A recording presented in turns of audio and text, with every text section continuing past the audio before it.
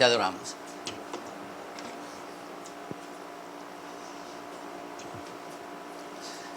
Hoy el Señor trae un mensaje muy particular, muy especial.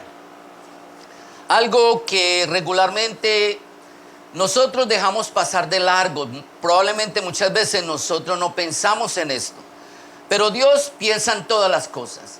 Él sabe que nosotros como hijos suyos necesitamos crecer en todas las áreas de nuestra vida, fortalecernos en todas las áreas de nuestra vida. A pesar de que muchas cosas pasan desapercibidas para nosotros, no las vemos, no las entendemos, pero Dios no es así. Él sabe que es exactamente lo que cada uno de nosotros necesitamos. Hoy entonces voy a hablar de algo muy importante, que es el débil en la fe, los que son débiles en la fe. Un débil en la fe es una persona que probablemente acabó apenas de comenzar su caminar en Jesucristo. Se les llama débil en la fe, no porque sean débiles, sino porque su conocimiento en cuanto a la Escritura no es muy amplio. Eso hace que como persona falle delante del Señor en muchas maneras. Y Dios lo ve así, como un débil en la fe. Pero Dios no lo menosprecia, por el contrario. Para Dios son tan importantes estas criaturas que Dios dice que si nosotros, los que somos maduros en el Espíritu, somos de tropiezo para un débil en la fe, que más nos valiere no haber nacido. Miren lo importante que es para Dios estos pequeñitos. Si lo son para Dios, ¿cuánto más lo tienen que ser para nosotros? Algo muy importante. Vamos a hablar de la caída y la restauración de esos débiles en la fe.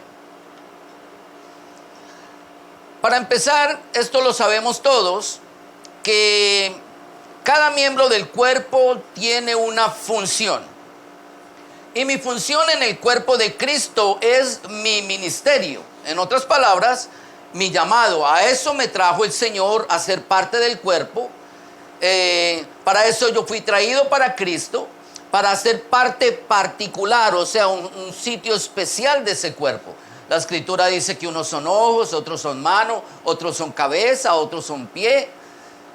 Todos y cada uno de nosotros, entonces, vamos a ser parte del precioso cuerpo de nuestro Señor Jesucristo.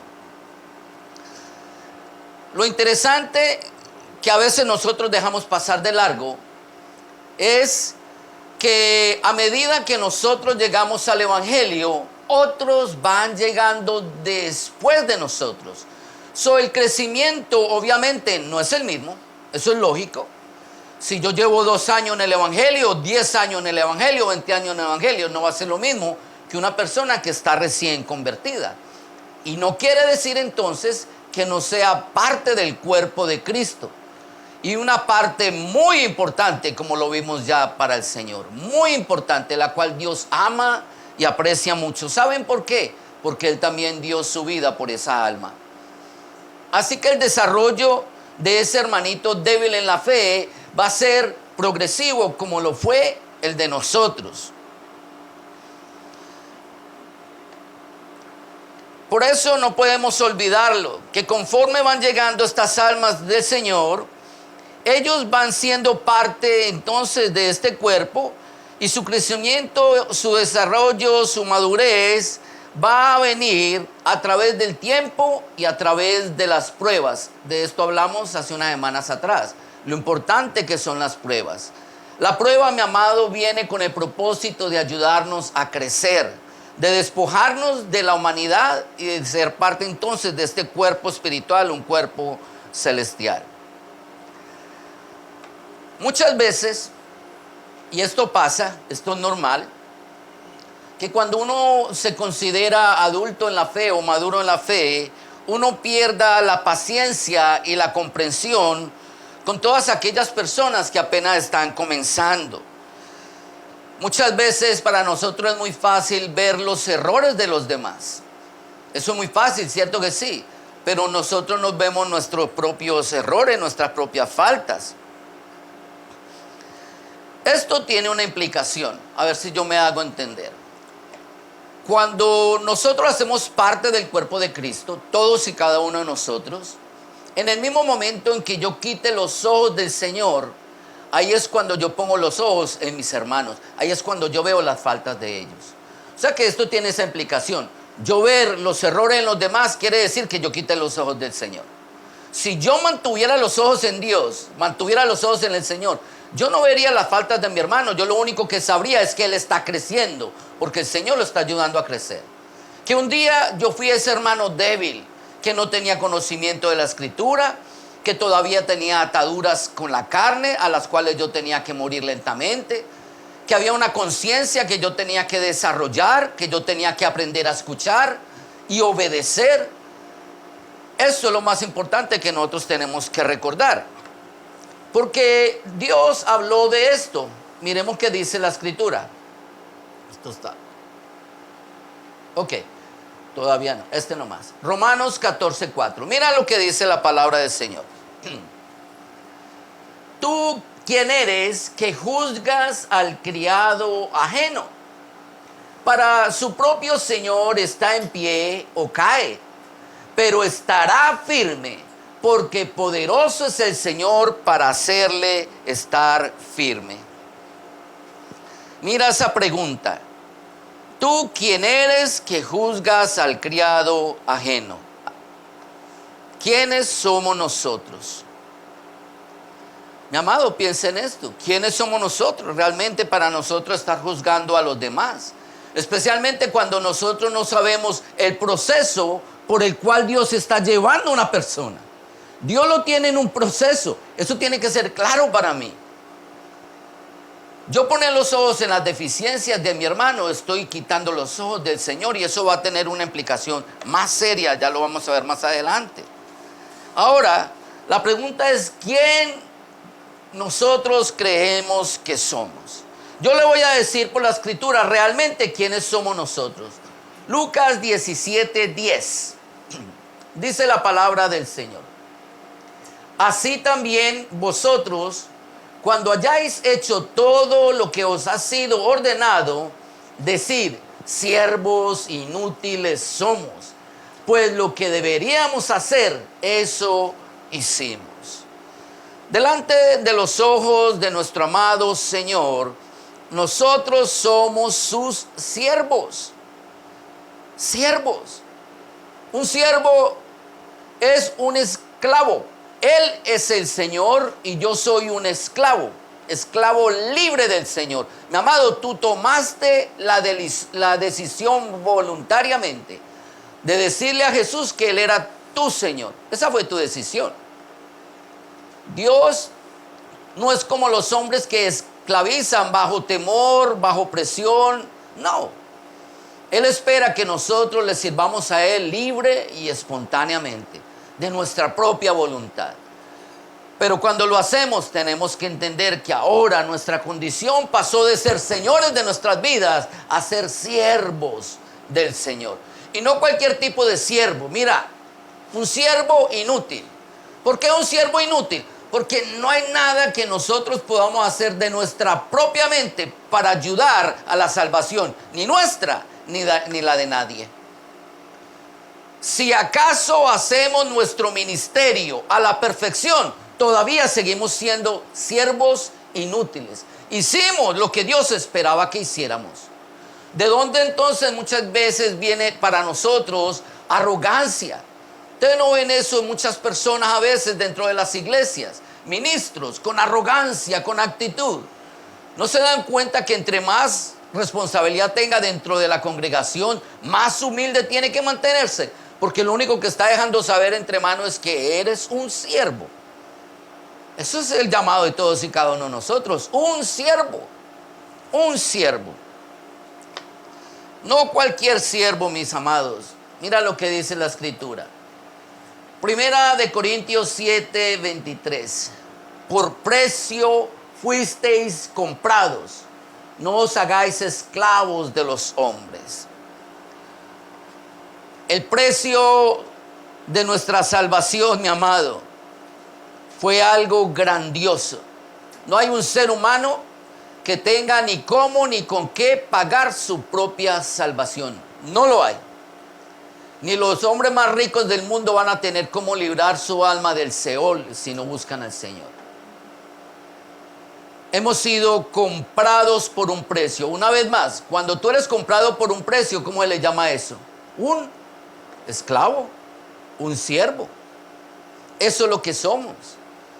Y si somos siervos, todos nosotros entonces debemos estar o considerarnos a la misma estatura, a la misma altura. No porque llegue un siervo nuevo a la casa del Señor, tú lo vas a abusar, o lo vamos a abusar o a criticar. Al revés, como siervo del Señor que soy, yo estoy supuesto a ayudarlo, a que sirva bien a su Señor. Ya no somos nosotros mismos, mis amados, ya no somos señores de nuestras vidas. Tenemos un Señor y un Señor que pagó un precio muy alto por nuestros pecados, por nuestra salvación. Y no solamente por la nuestra, sino por la de todos aquellos hermanos que van llegando día por día y hacen parte de ese cuerpo. Ahora mire esto. ¿Qué dice la Escritura en 2 de Timoteo 3:7? 2 de Timoteo capítulo 3 es un capítulo bien interesante porque comienza hablando de las cualidades de los hombres de los últimos tiempos. Y más que cualidades, yo diría de las condiciones de los hombres en los últimos tiempos. ¿Cómo ellos van a ser? Algo que dice el verso 7 es bien interesante hablando de esas personas. Dice, estas siempre están aprendiendo y nunca pueden llegar al conocimiento de la verdad. Estas personas, o muchas personas, llegan a la iglesia, empiezan a adquirir conocimiento y piensan que el cúmulo del conocimiento los va a llevar a la verdad. ¿Cuánto yo sé de la Biblia? ¿Cuánto yo sé de la verdad? Pero esto está muy lejos de ser la realidad, mis amados. La Escritura fue dejada no para que nosotros la aprendiéramos como un conocimiento o la acumuláramos como un conocimiento, sino para que la viviéramos. Es vivirla lo que te hace ser un hijo de Dios, no conocerla en su mente. La semana pasada hablamos dentro del mensaje acerca de aquellos que tienen una relación con la Escritura a nivel, se me escapa el nombre, académico, gracias, a nivel académico. Tienen conocimiento, pero no conocen al Dios de la Escritura. Una vez más, acumulan conocimiento, están siempre aprendiendo, pero no pueden llegar a la verdad. Mi amado, porque la verdad es Cristo mismo. Él es la verdad, Él es el camino, Él es la vida. Cuando nosotros llegamos al verdadero conocimiento de la verdad, aunque el conocimiento de nosotros sea muy poquitico, estamos en el camino correcto. Ahí es donde Dios ampara a los que son débiles en la fe. Pero nosotros nos llenamos de soberbia porque creemos que con el conocimiento estamos más cerca de Dios. Muchas veces no es así, mis amados. A veces los que están recién convertidos saben de dónde el Señor los sacó, todo lo que ha hecho por ellos y han entregado su vida completamente al Señor. El que verdaderamente escudriña la palabra de Dios, eventualmente entonces terminará siendo moldeado por la misma. Porque Dios a través del profeta Isaías envió esta palabra y dijo, así será mi palabra que sale de mi boca. No volverá a mí vacía, sino que hará lo que yo quiero y será prosperada en aquello para que la envíe. Algo nosotros debemos entender de esta porción escritural. Cuando Dios manda su palabra, es con el propósito de transformar nuestras vidas, de cambiarnos el ser interior, el hombre interior, de adentro hacia afuera. Ese es el propósito. Con todo y eso, si nuestras vidas no fueran transformadas, esa palabra no va a llegar para atrás vacía, porque luego va a venir en forma de juicio para esas personas. Yo no sé si yo me hago entender. La palabra de Dios va a cumplir dos efectos. O te va a dar salvación o te va a condenar. Pero va a ser un efecto. Literalmente lo va a hacer.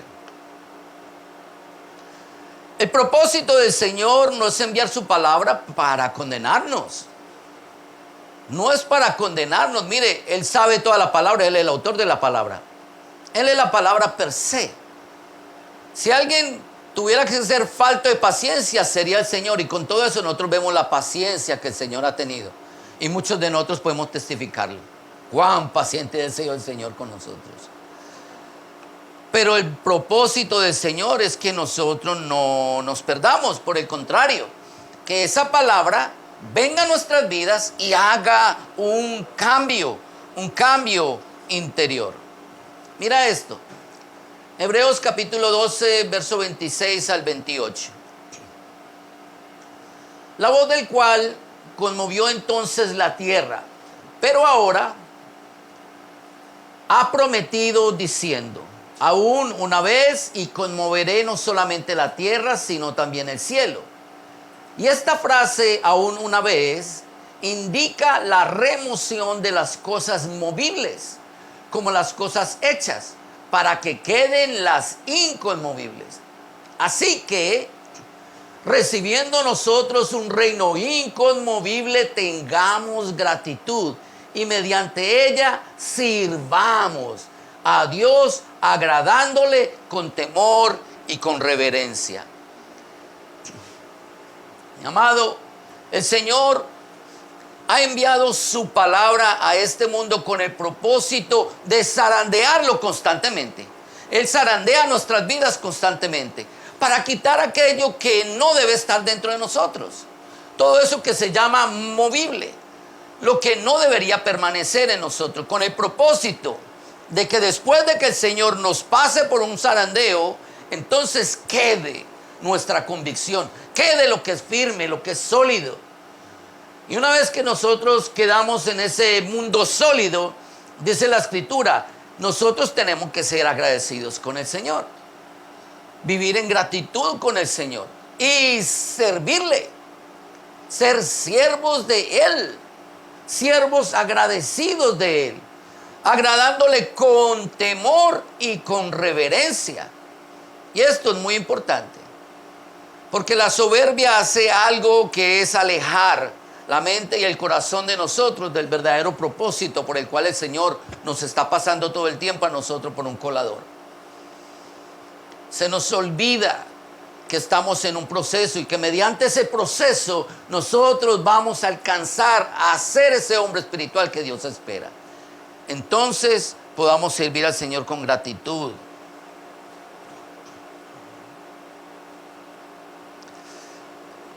Quiero hablarles entonces, para que entendamos esto un poco mejor, de la historia de un personaje bíblico. Alguien que fue un ejemplo para muchos, un modelo para muchos. De hecho, él fue un líder. Y este es el apóstol Pedro. Mateo capítulo 16, versos 18 y 19. Dicen varias cosas importantes acerca de este ministro. Dice, y yo también te digo, este es Jesús hablándole a él, que tú eres Pedro, y sobre esta roca, o sea, él mismo Jesús, edificaré mi iglesia, y las puertas del Hades no prevalecerán contra ella. Y a ti te daré las llaves del reino de los cielos, y todo lo que atares en la tierra será atado en los cielos, y todo lo que desatares en la tierra será desatado en los cielos. Este es el apóstol Pedro, un líder, el líder de los apóstoles de Jesús, la cabeza principal de ese ministerio, del ministerio que nosotros conocemos como la iglesia primaria, que era la de Jesucristo. Él fue quien abrió las iglesias para el Señor, esto lo sabemos nosotros. Y no solo eso, sino que como líder recibió autoridad de parte del Señor. Con todo esto, este hombre, como cualquiera de nosotros, pasó por una situación que lo llevó a ser probado por Dios. Mira esto, Lucas 22, 31. Jesús está hablando con él y se le acerca y le dice, Dijo también el Señor: Simón, Simón, he aquí Satanás os ha pedido para zarandearos como a trigo. Mire, ¿a quién fue que el diablo pidió para zarandearlo? Ni siquiera fue al más débil de la fe. Fue al líder al que pidió para zarandear. Al que se suponía que era el que tenía que estar más fuerte dentro de ellos. Había recibido la autoridad, la potestad. Había recibido un llamado. Él sabía cuál era su llamado. Pero el diablo lo pidió para zarandearlo. Muchas cosas nosotros tenemos que entender de esta escritura. Lo primero es que pidió para zarandearlo como a trigo. Como, la palabra como, es un símil o comparación. Jesús estaba comparando lo que a Pedro le iba a pasar con lo que le pasa al trigo cuando es zarandeado. Para que nosotros entendamos esto, tenemos que comprender qué es, cómo se zarandea el trigo. Muy bien. El trigo, para zarandearlo, hay que pasarlo por un tríbulo. Un tríbulo es una piedra grande donde el trigo es golpeado o molido para separarlo de la espiga. Y muchas veces no basta con que tú cojas ese manojo de trigo y lo golpees contra esa grande roca. A veces tenían una vara y esa vara tenía otra vara pequeñita que se movía, que estaba amarrada con ganchitos y se movía. Cuando usted movía la vara, esa vara, la parte de afuera se movía así. Y tenía chuzitos, de tal manera que cuando le mandaban el golpe al trigo sobre esa piedra, eso cogía más velocidad, entonces rompía y separaba el grano de la espiga. Lo que le venía a Pedro era cosa seria. La prueba que venía para él no era cualquier cosa. Iba a ser probado como el trigo. Para Pedro, no se le olvide esto, que Dios siempre le hablaba a cada persona de acuerdo al lenguaje de él. Quiere decir que Pedro sabía lo que le estaban hablando. Probablemente Pedro vio muchas veces cómo tribulaban el trigo. Ahora, esa palabra tríbulo es tribulación.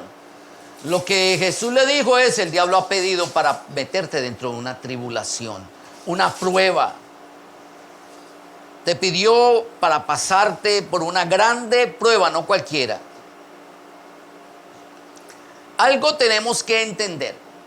La escritura también nos enseña que el mal no viene sin causa.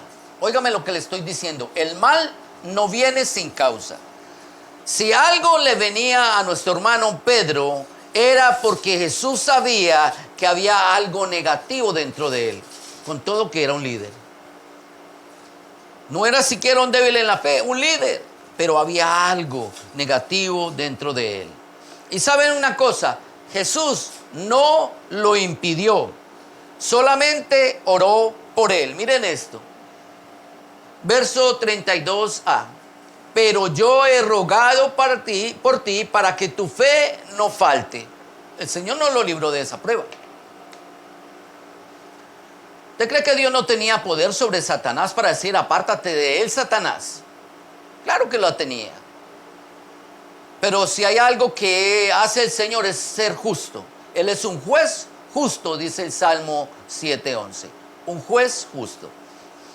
Y justo simplemente significa darle a cada quien lo que se merece, no tomar ventaja de otra persona. Así que si Pedro iba a ser pasado por una prueba, era porque se lo merecía.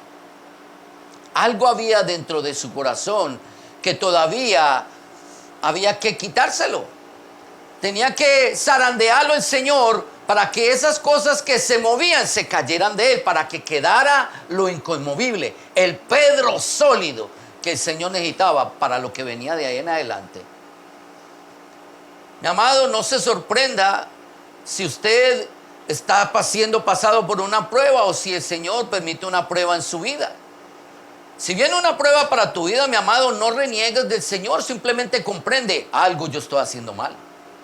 O sea, Dios no va a permitir que el diablo me meta un azote si realmente yo no estoy haciendo algo mal. Ahora, yo sé que después de esto el Señor me da la victoria. Porque todo lo que es movible, todo lo que me sobra, lo que no debe estar dentro de mí, el Señor me va a ayudar a deshacerme de ello. Ahora, lo único que nosotros nos toca hacer es ¿qué? No caernos de la fe. No caernos de la fe. No desmayes, mi amado. No desmayes. Si el Señor está contigo, ¿quién contra ti? El problema es que si nosotros desmayamos, ¿qué va a hacer de nosotros? No solamente durante el periodo de la prueba, pero después de ella. Con esta historia de Pedro nosotros aprenderemos muchas cosas en esta tarde, mis amados. El Señor le dijo, oraré para que tu fe no falte. Pero había algo en Pedro que obviamente sobraba. ¿Qué sobraba en Pedro? Verso 33. Él le dijo, Señor, dispuesto estoy a ir contigo no solo a la cárcel, sino también a la muerte. Uno de los problemas que tenía nuestro hermano Pedro, que nosotros podemos evidenciar por la Escritura, no es que yo esté allá ni haya estado allá, es que la Escritura lo enseña, es que él se creía un super cristiano. Él se creía que él era fuerte lo suficiente para aguantar todo lo que viniera. De verdad él creía que él era un superhéroe, un super cristiano.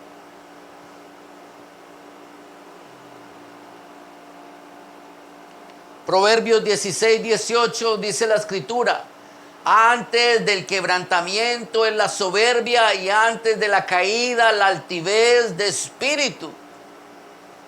A nuestro hermano Pedro se le olvidó eso. Arrogantemente habla con Jesús y le dice, Señor, eso que el diablo me pidió, yo no le tengo miedo. Mira, el Señor te lo está diciendo. Jesús te lo está diciendo. ¿Quién se creía Pedro más que Jesús? Perdón, y muchas veces de nosotros nos creemos más que el Señor también. No, lo que viene, eso no es nada, yo solo supero. Sí, ¿estás seguro? Más nos vale que nosotros nos afirmemos realmente en el Señor. Afirmémonos en la fe, porque realmente vamos a tener que ser probados. El Señor tiene que quitar y sacar de nosotros todo aquello que no le pertenece a Él. Y el problema es que hay tantas cosas que nosotros tenemos tan arraigadas dentro de nosotros que nos va a doler arrancárnoslas. Nos va a doler. Porque se han pegado ahí fuertemente a nuestra esencia, a nuestro ser, a nuestro pensamiento. Y eso va a doler. El problema, mi amado, es que nosotros no podemos tener una actitud como la de nuestro hermano. Si esto quedó escrito en la palabra del Señor es para que tú y yo miremos este ejemplo y hagamos mejor, aprendamos mejor. Este era un líder, ni siquiera un débil en la fe. Vamos a ver la parte B del verso 32. Él dijo, oraré por ti para que tu fe no falte. Esta es la segunda parte. Y tú, una vez vuelto, confirma a tus hermanos. Tú una vez vuelto. Jesús sabía que el golpe que él iba a recibir iba a ser tan duro que él se iría. Él iba a caer. Mira lo que le dice el Señor. Una vez que tú vuelvas, quiere decir que él se fue. Él abandonó su llamamiento. Abandonó su ministerio. Abandonó aquello para lo cual el Señor lo había puesto dentro del cuerpo. Pero le da una esperanza y le dice, cuando vuelvas, qué bueno saber que el Señor tiene una misericordia que nosotros no comprendemos, más grande de lo que nosotros nos imaginamos. Mucha gente piensa que cuando un hermanito falla o se cae débil o un líder se cae o se echó a perder, se murió, ya se acabó. No, la misericordia del Señor nosotros no la entendemos. Hay veces es necesario que especialmente de los líderes salgan todas esas cosas que son obstrucción en su ser interior a la imagen de Jesucristo, para que cuando regresen entonces puedan confirmar a los demás hermanos. ¿Qué es confirmarlos? Darles el testimonio de lo que el Señor ha hecho con él. Mostrarle que si uno se cae, el Señor es poderoso para levantarlo, como decía Romanos 14:4. ¿Quién eres tú que juzgas al criado ajeno? ¿Quiénes somos nosotros? Si se cae, el Señor es poderoso para levantarlo. Triste la historia de nuestro hermano Pedro, porque él confiaba tanto en sus propias fuerzas pero se fue. Después de que Pedro se arrepintiera, el Señor esperaba que corrigiera su vida, pero que también fuera testimonio y fortaleza para todos sus hermanos. Por eso dice esto la Escritura, 1 Corintios 10:12. Así que el que piensa estar firme, mire que no caiga. Nuestro hermano Pedro, tristemente, no entendió que tenía que afirmarse en el Señor cada día más. Afirmarse con temor y con temblor y con reverencia delante del Señor. Porque cuando el Señor sacude, Él va a sacudir tan duro que si tú no estás bien parado te va a tumbar. Nos vamos a caer. Y afirmarse significa aférrate de tu fe, abrázate de tu fe, de lo que el Señor está haciendo contigo. Y si el Señor te zarandea, entiende o entendamos que es para nuestro propio beneficio, para sacar de todos nosotros aquello que no le pertenece a Él.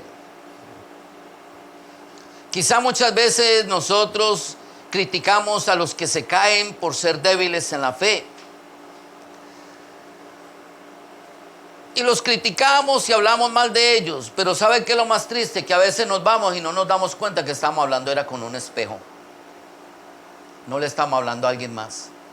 Estamos hablándole a un espejo. Saben que cuando uno se convierte en un arrogante, el Señor sella tu boca. Por tu propia boca tú vas a caer. Por nuestra propia boca, por esa boca vamos a caer. Por eso el Señor dijo, tengan cuidado con los débiles en la fe. Mucho cuidado con ellos. Pero ya vemos que hasta los líderes alcanza. Muchas veces, présteme atención a lo que yo le voy a decir, esto es una realidad cristiana. Como hijos de Dios, como cristianos, nosotros buscamos nuestro propio mal, nuestra propia corrección. Es como un niño. Están ahí con un jueguito y dele, que dele, y dele, y un gritico, una vainita, y dele, están buscando, es que le den una pela, una juguetera, ¿cierto que sí? Se lo buscan, como que lo estuvieran probando a uno como padre. ¿Sabe una cosa? Que nosotros como cristianos todavía tenemos ese vicio de la humanidad, de estar buscando la corrección de nuestro Padre Celestial. Lo estamos probando todo el tiempo, tentándolo a Él todo el tiempo, como si Él no fuera capaz de corregirnos. Pero sí, mi amado, el Señor nos corrige, Él nos reprende, para que de una buena vez nosotros aprendamos a ser humildes, mansos, pacientes, tolerantes y a tener compasión por los demás. Tristemente la historia de Pedro no termina todavía aquí, mi amado, ella sigue.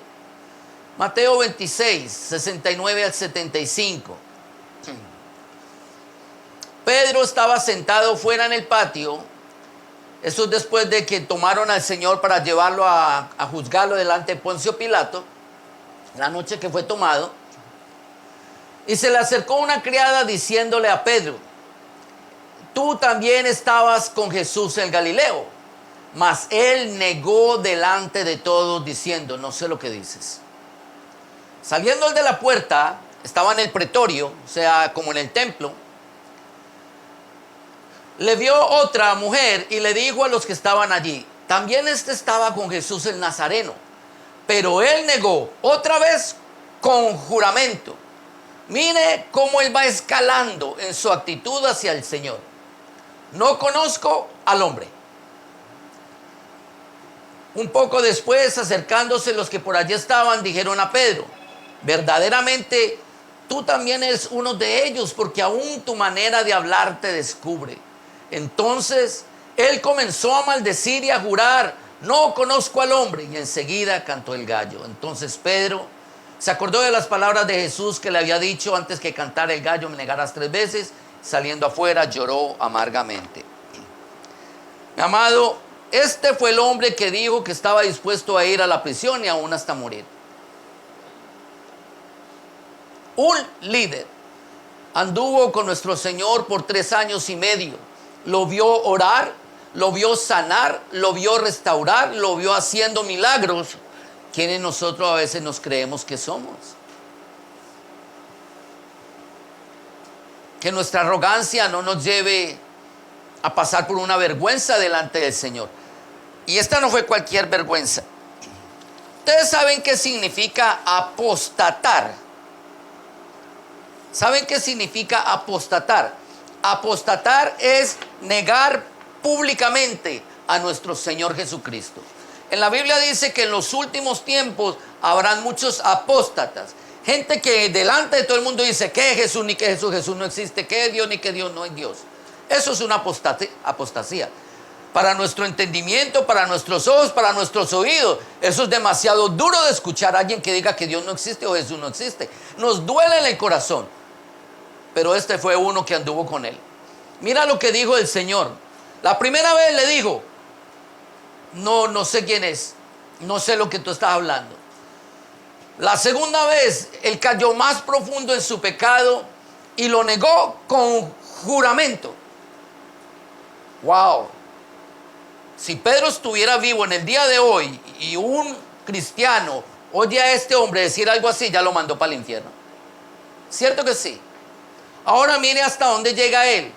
Comenzó a maldecir y a jurar: no conozco al hombre. 3 veces o 2 veces por lo menos de esas 3, él juró no haber conocido al Señor. Eso es apostasía.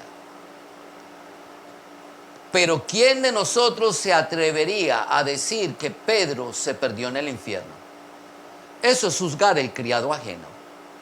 Si este líder que públicamente negó a nuestro Señor Jesucristo, el Señor, sabiendo lo que iba a hacer con él después, le dijo: cuando vuelvas, entonces testificarás a tus hermanos.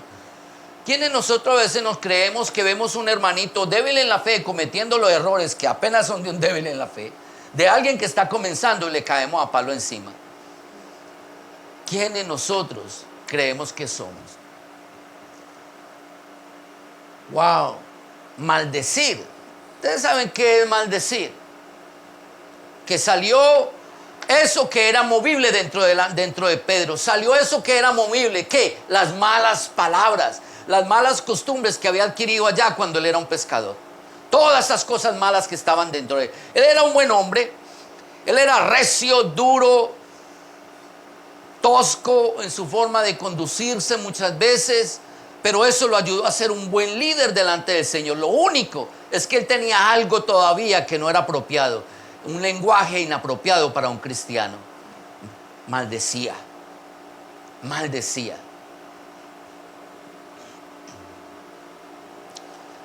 Él se hizo un anatema, un maldito. Abandonó públicamente al Señor. Lo negó y lo maldijo bajo juramento. En otras palabras, Pedro, ¿qué hizo con la prueba? La falló. Él falló la prueba. Él no la pasó. Se suponía que él tenía que arrepentirse, se suponía que él tenía que ir con Jesús a la muerte. Eso fue lo que él dijo. De su boca salió. Mis amados, ¿cuántas cosas salen de nuestra boca delante del Señor? Que el Señor tenga misericordia de nosotros y que no nos las tengamos que tragar un día. Que el Señor nos ayude. ¿Cuántos dicen amén? De verdad, dígalo sinceramente. Que el Señor nos ayude. Porque después de cada prueba siempre habrá opción para 2 resultados diferentes. Oiga lo que le estoy diciendo. Después de cada prueba hay opción para 2 resultados diferentes. El primero es volverse al mundo o, por el contrario, fomentarse más en el Señor. Fomentarse quiere decir abrazarse más fuerte a la fe. Tú tienes esas 2 opciones. O sales y te vas y no vuelves, y ay de ti, pobre de tu alma, o realmente a pesar de que tú caigas muy bajo con el Señor, abrázate. De lo poquito que te quede de fe, a ver qué Dios podrá hacer por tu alma. Piense en esto, porque no solamente Pedro pasa por pruebas, todos nosotros constantemente tendremos que ser probados. ¿Sabían eso? Que no porque tú eres cristiano quiere decir que ya no tengan más pruebas. No, no, hasta que tú no dejes este mundo, el Señor va a tener que quitar todas las cosas que se mueven de ti, todo aquello que no debe estar, para que solamente permanezca lo que es eterno. La historia de Pedro es un ejemplo grande para nosotros, ya esto lo dijimos, que él maldijo con juramento. Verso Juan 21, 2 al 3. Pedro no se quedó allí con el Señor. Cuando él se apartó del todo. Mira esto. Estaban juntos Simón Pedro, Tomás llamado el Dídimo, Natanael, de Caná de Galilea, los hijos de Zebedeo, y otros dos de sus discípulos, 2, 3, 4, 5, 6 personas habían. Correcto. Con él 6 más. Simón Pedro les dijo, voy a pescar. Esto es después de la muerte de nuestro Señor Jesucristo. Jesús murió y lo primero que Pedro dijo, me voy al mundo. Esta fue la decisión de él. Me voy para atrás. De donde el Señor me sacó, voy a volverme para allá. Lo triste es que él no se fue solo. 6 se fueron con él. Por lo menos 5. No estoy contando bien. Ellos le dijeron, vamos también nosotros contigo, y fueron a entrar a una barca y aquella noche no pescaron nada.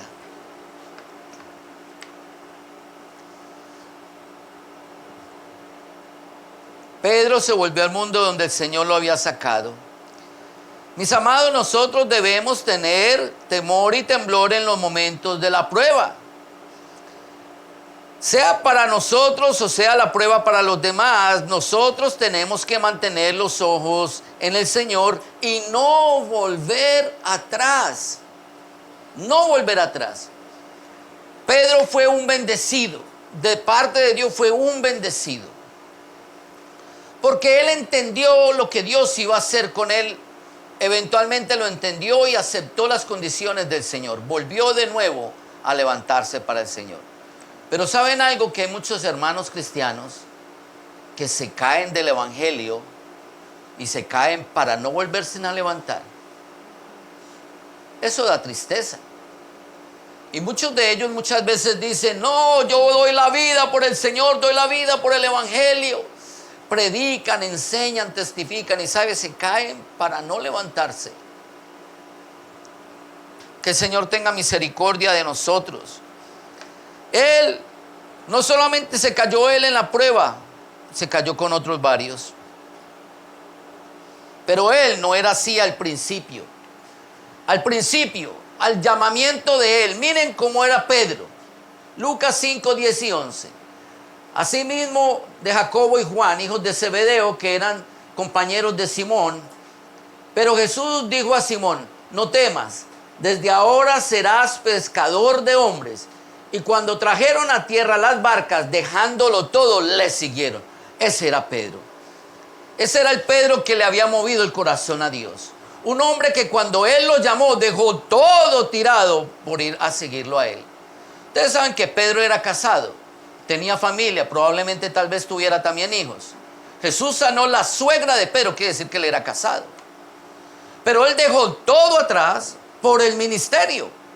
Ese era el Jesús que Dios siempre veía. Perdón, ese era el Pedro que Jesús siempre veía. Ese hombre que era capaz y está dispuesto a dejarlo todo por la obra.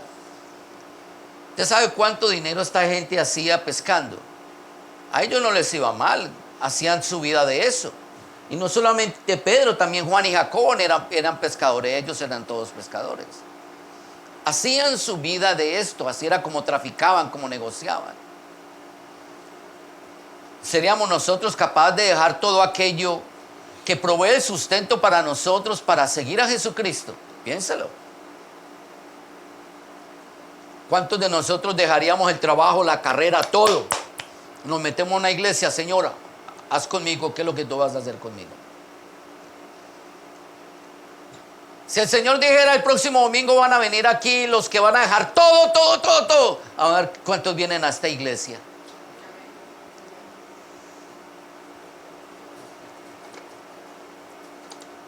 Dicen amén, mis amados, pero yo Pero Pedro dijo, yo estoy dispuesto a ir a la muerte contigo. No nos apresuremos con nuestros labios, porque el Señor lo toma como una promesa, pero es para que piensen en eso. ¿Qué tipo de persona era él? Pero vimos la historia de atrás para adelante, no comenzamos aquí. Lo vemos a él cómo falló a pesar de todo lo que él hizo y de todo lo que él dijo. Que esto no sea algo para nosotros. Que esto no sea el reflejo de nuestras vidas, mis amados. El que gane la carrera, el que termine la carrera, el que llegue hasta el final, ese es el que entra al reino de los cielos. No es el que abra la boca más grande para llenársela y decir, Señor, hasta la muerte iré por ti. No es eso.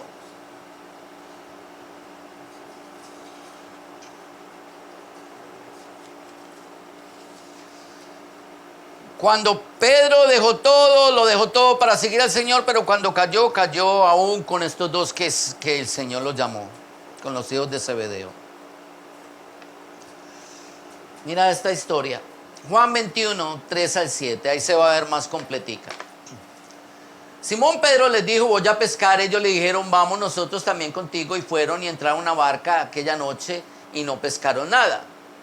Cuando ya iba amaneciendo, se presentó Jesús en la playa, mas los discípulos no sabían que era Jesús. ¿Por qué? Porque él había resucitado, ya tenía un cuerpo glorificado, su apariencia personal ya no era exactamente la misma. Algo que tenemos que entender es que este cuerpo, como dice 2 Corintios 4:16, se va deteriorando. El cuerpo interior es el que se renueva, no el exterior. Así que esta carne entra en una entropía, o sea, se envejece, se arruga, le dan canas, se va a acabar, se enferma, etcétera, etcétera. Pero cuando tengamos el cuerpo glorificado, la entropía se va de esa esencia, de ese hombre interior.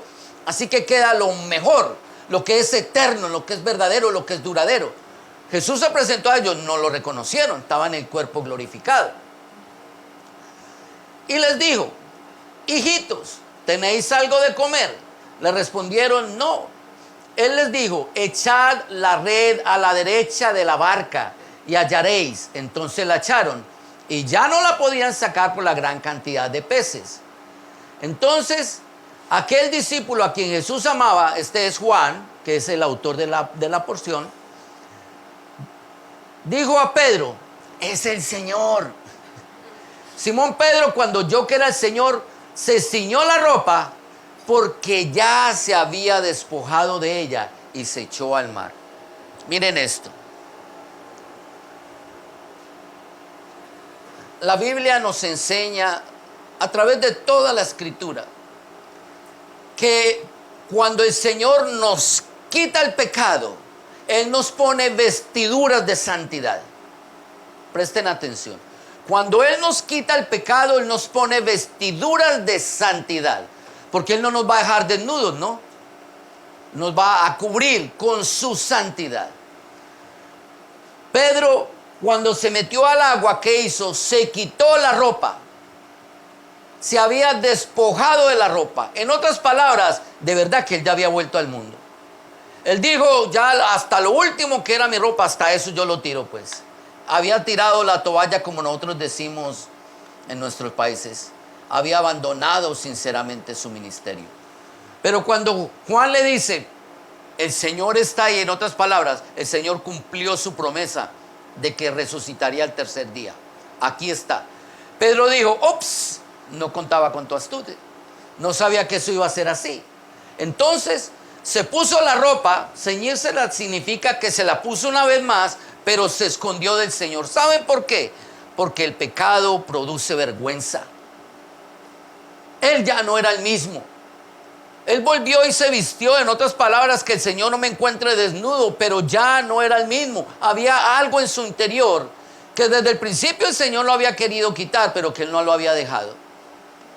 Ahora tenía que pasar por la vergüenza de darle la cara al Señor una vez más.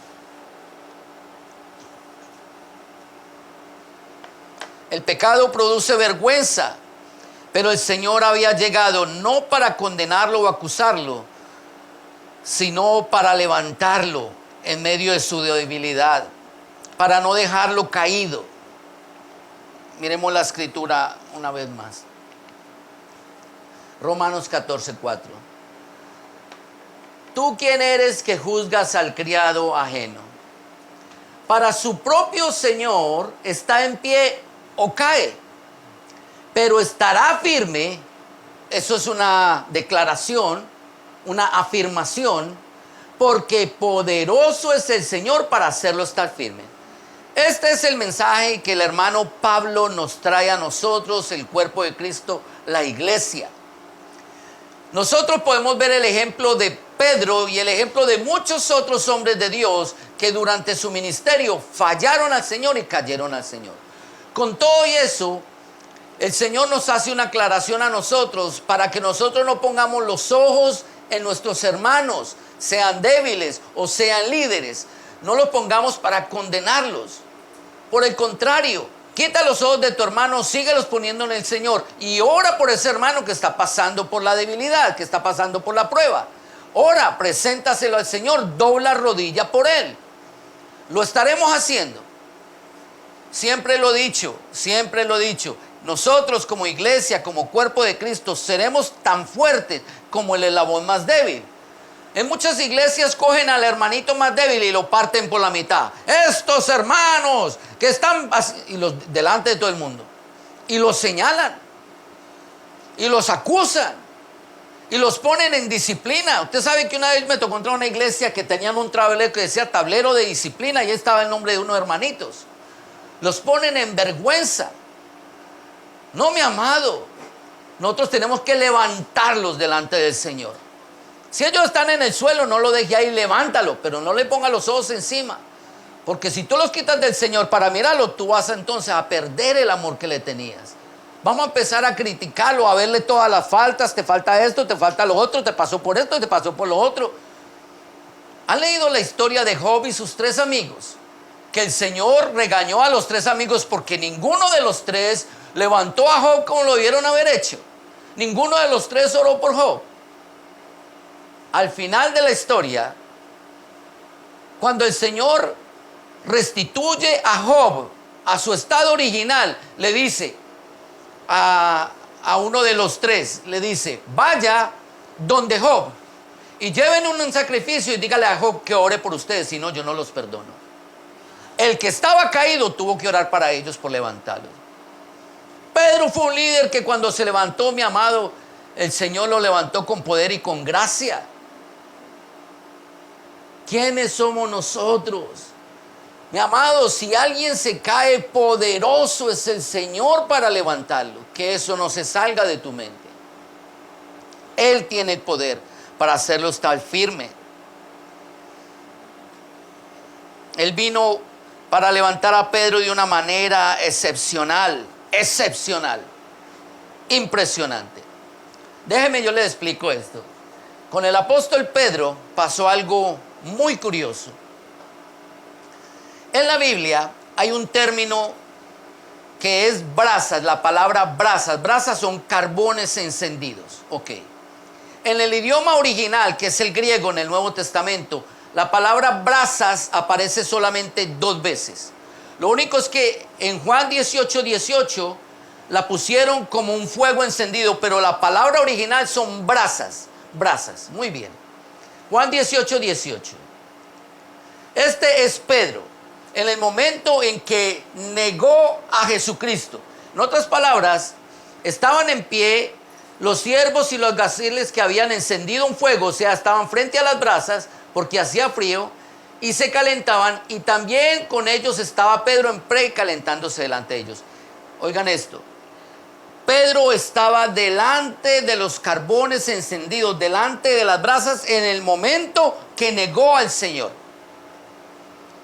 Algo bien interesante es que el Señor vuelve y llama a Pedro delante de las brasas para restituirlo a su ministerio. Juan 21, 9 al 12. Al descender a tierra, no olvide que Pedro sacaron muchos pescados. Pedro fue y se escondió. Esta es la parte que le sigue. Al descender a tierra, vieron brasas puestas. ¿Quién puso las brasas? Cristo mismo. Él fue el que encendió el fuego. Él es el que tiene el poder de restituirnos a nosotros. Él es el que tiene el poder de ponernos a nosotros delante de los carbones encendidos. ¿Usted sabe qué significa un carbón encendido en la Biblia? La presencia del Espíritu Santo. Significa las oraciones de los santos, un olor grato y agradable delante de Dios. Pedro contaminó ese olor cuando negó al Señor, cuando se hizo anatema. Pero ahora el Señor hizo él mismo el sacrificio. De otras palabras, hizo él mismo el fuego, esas brasas, ese carbón encendido, para lo que ahora iba a hacer Pedro fuera agradable delante del Señor. Vieron brasas y un pez encima de ellas y pan, y Jesús le dijo: traed de los peces que acabáis de pescar. Subió Simón Pedro y sacó la red a tierra, llena de grandes peces, 153. Y aun siendo tanto, la red no se rompió. Jesús le dijo: venid, comed. Y ninguno de los discípulos se atrevía a preguntarle: ¿tú quién eres?, sabiendo que era el Señor. Mi amado, el Señor es el único que tiene el poder de restituirnos a nosotros si está en su santa y bendita voluntad. Pero ahora entienda lo que yo le voy a decir, que las cosas ya no van a ser las mismas. Juan 21:15. Cuando hubieran comido, Jesús dijo a Simón Pedro: Simón, hijo de Jonás. Ustedes se acuerdan en Mateo capítulo 16, cuando el Señor le cambió el nombre a Pedro. Le dijo: Simón, hijo de Jonás, ya no será más Simón, te llamarás Pedro, y sobre esta roca edificará mi iglesia. Él lo volvió a llamar Simón una vez más. En otras palabras, le dijo: nuestra relación sigue firme, pero ya no es la misma. Vas a tener que comenzar de nuevo. Un nuevo comenzar. Mi amado, ¿por qué nosotros vamos a tener que comenzar de nuevo si hasta aquí nos ha traído el Señor? Por la dureza de nuestro corazón, por no prestar atención a lo que estamos haciendo, a dónde estamos dirigiendo nuestros ojos, por no tener compasión y misericordia de la debilidad de nuestros hermanos, y en vez de criticarlos, ayudarlos a levantar. ¿Será que el Señor tendrá que ponernos a empezar a nosotros de nuevo, comenzar de nuevo? La decisión está en nuestras manos, mis amados. Es tu decisión, es tu ministerio, es tu vida. El Señor no te va a desechar, no desechó a Pedro. Él no te va a desechar. La sangre de su amado Hijo Jesucristo es tan valiosa, tan poderosa, que el Señor no va a permitir que nadie la pisotee. Pero con todo y eso, mis amados, ¿cuánto nos va a costar a nosotros ese nuevo comenzar? Nos costará el ministerio. Por algo el Señor dejó esta porción en la Biblia, por algo la dejó. Hay un propósito en cada uno de nosotros: remover aquello que no es del Señor, para que lo que verdaderamente es del Señor permanezca. Es necesario que en el término de nuestros días, de nuestra vida, cada uno de nosotros lleguemos a la estatura de un varón perfecto, lo cual es nuestro Señor Jesucristo. No que lleguemos a la salvación. Llega a la estatura de Cristo, deja al Señor y la salvación, Él se encargará de eso. Pero tú llega a la estatura de Jesucristo. ¿Cómo nosotros llegaremos a la estatura de Jesucristo si vamos de tropiezo en tropiezo, de tropiezo en tropiezo? Para atrás, para atrás, para atrás. Piénselo, si no te ha pasado, que no te pase. Es un gloria a Dios. Si te pasó, recuérdalo para que no lo vuelvas a hacer. Aunque Dios es un Dios misericordioso, Él también tiene un colmo. Al pueblo de Israel le contó 10 y le dijo: esta es la 10ª vez que tú me fallas. Si el Señor estuviera contando, ¿cuál sería el número de nosotros? Que el Señor tenga de nosotros misericordia. Para Simón ya las cosas no iban a ser iguales.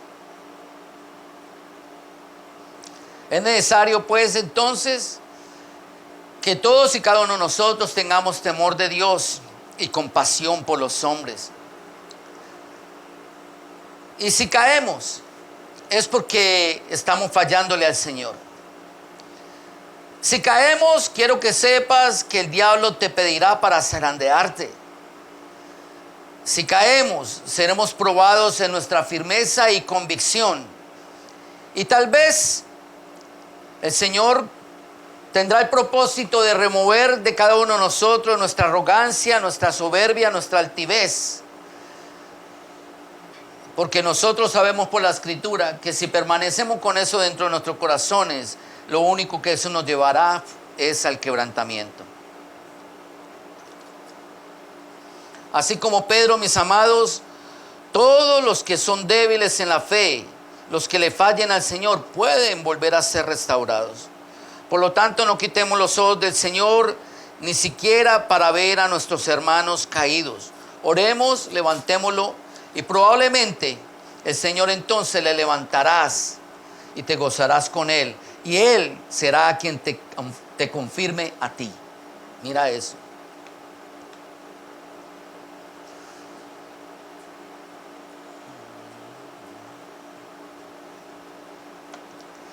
Quiero dejarlos con un par de exhortaciones. La primera está aquí en Romanos 14, 7 y 8.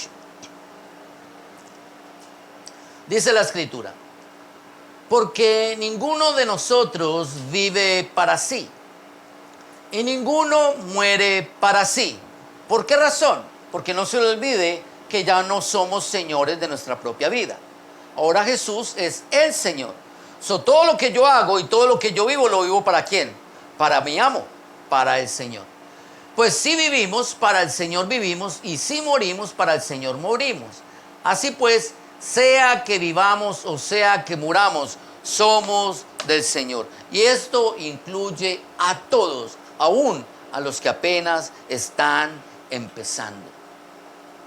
Aquellos que de la Biblia no saben nada, tengamos amor por ellos, mucha misericordia, mucha paciencia, mucha tolerancia, mucha. No hay sea que el Señor nos sacuda como le pasó a Pedro.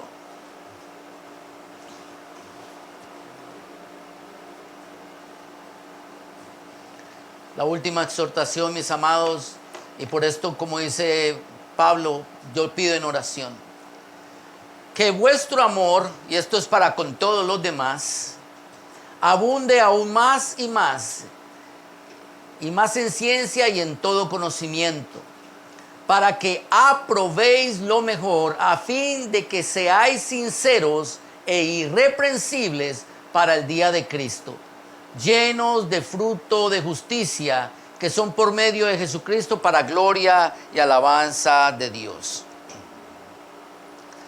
Mis amados, la lentitud en el crecimiento espiritual no es un pecado. El tiempo que las personas se toman para aceptar lo que la Biblia dice no es un pecado. Entienda lo que yo le voy a decir en esta tarde. El crecimiento lo da el Señor. Si yo juzgo a alguien porque le está tomando mucho tiempo crecer en el Evangelio, yo estoy juzgando al Señor. Usted no va a querer juzgar al Señor, porque si lo hacemos, el Señor luego te va a juzgar a ti. ¿Y cómo tú vas a salir librado de esta? ¿Cuál será el resultado de tu fe? ¿Cuál será tu convicción con el Señor? Así que si el crecimiento lo da el Señor, lo único que a nosotros nos resta, mis amados, una vez más, es probarnos a nosotros mismos, que seamos sinceros e irreprensibles delante del Señor. A esos es a los que el Señor va a levantar. Y una vez más, mis amados, no tomen por menos que aunque pases por una prueba y esa prueba produzca una caída en tu vida, siempre el Señor estará dispuesto a darte una restauración. Inclinemos nuestros rostros. Amado Padre Celestial, te damos gracias, Señor. Te adoramos, te exaltamos. Señor, tu palabra es fiel, es verdadera, Señor. Tu palabra, como dice la Escritura, la has dejado para que ella cumpla un propósito en cada uno de nosotros. Que ella venga, nos transforme, nos ayude a crecer a la estatura de tu Hijo Jesucristo.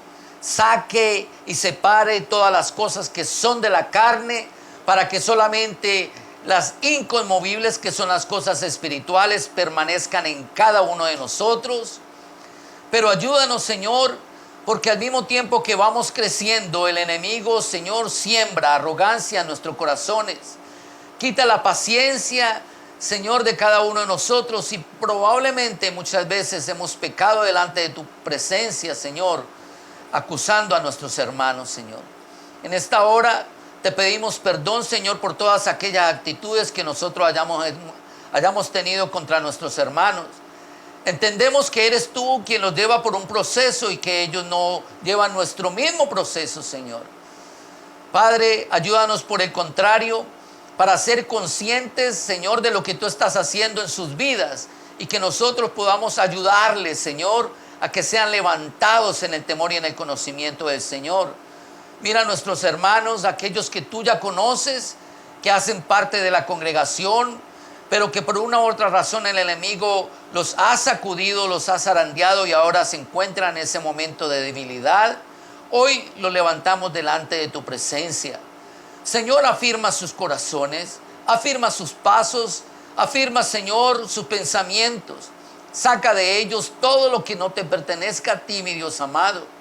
Si es necesario, como dice la Escritura, quebrántalos con doble quebrantamiento. No que deseemos el mal de ellos, Señor, por el contrario, sino que en medio de esta prueba, Señor, ellos puedan una vez más ponerse las vestiduras de santidad y retomar, Señor, aquella posición la cual tú determinaste para sus vidas. Bendice a nuestros hermanos, Señor, que están hoy presentes. Bendice a los ausentes. Y ministranos a todos y cada uno de nosotros conforme, Señor, son tus riquezas y gloria. Y conforme, Señor, tú sabes que nosotros necesitamos crecer para la obra del ministerio, Señor. Te damos gracias, Señor. Y todo esto te lo pedimos en el nombre de Jesús. Y el pueblo de Dios dice, saludados los unos a los otros en el amor del Señor.